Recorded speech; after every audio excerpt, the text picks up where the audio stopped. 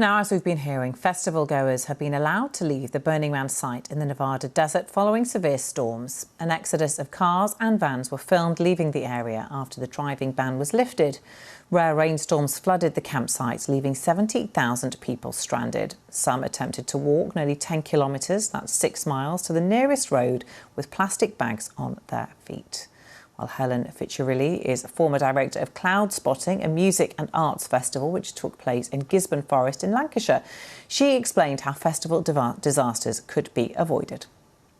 I do sympathise with them. It's very easy to look from the outside in and to see glaring mistakes that they should have really tried to put some contingency plans in place for before the event took place. There is some glaringly sort of mistakes that they've made.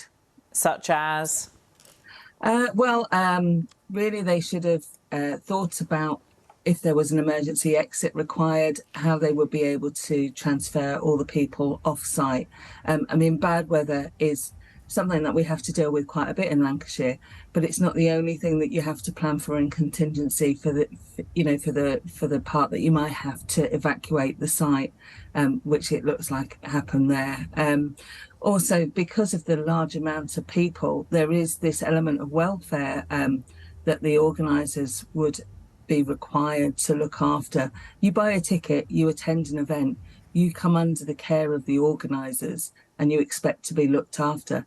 To hear stories of people sort of sitting in this huge caravan of cars for hours and even days before they can leave site.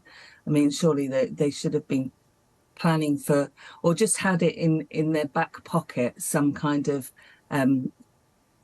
get out of jail clause that they could have used just even to look after people. Even the slightest thing, even just informing people, makes them feel valued and like that they're involved. And this sort of lack of information throughout is just not very good, really. And also, we've heard stories of people running out of food and water because obviously they were there for longer than they planned. And the point of this festival as well is that you bring everything yourself, isn't it? So actually there aren't those facilities on site to feed people. And that's caused huge headaches and stress for tens of thousands of people as well. Yeah, and sanitation, we're very used to being looked after when we come to an event. So although it says bring everything yourself, you do expect there to be a level of, fresh, clean water, sanitary facilities, that sort of thing.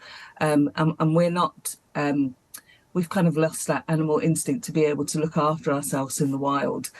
So you would even, it just seems that they could have, manoeuvred, even though the weather was bad, they could have put all their infrastructure into one place to be able to manoeuvre things to make things easier for those that are stuck in the cars.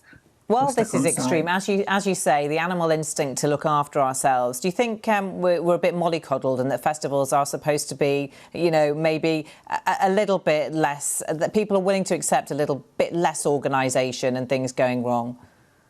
Yeah. I think we are very mollycoddled. I think each year we expect more from the festival organisers, and that's not a bad thing. The whole point is that we're improving year on year. The only thing is Mother Nature does take control herself, and there's not very much we can do to stop that, but we can plan for it. And one of the things about being a festival organiser is, it only happens. Your event may only happen once a year, but you do take learnings from other events that happen around you, in your field. So you would like to think that they had been watching other events that had instances like this. And I just automatically think of even Woodstock 99. And the chaos that happened there, and there's huge learnings that can be carried over to each event. I would have imagined as well that the organisers would have been looking at the long-range weather forecast, and they would have known that this was coming, and they're probably trying to deny it quite a bit. Yeah. But yeah, they could have been putting things in place beforehand. Festival organiser Helen Ficcirilli there.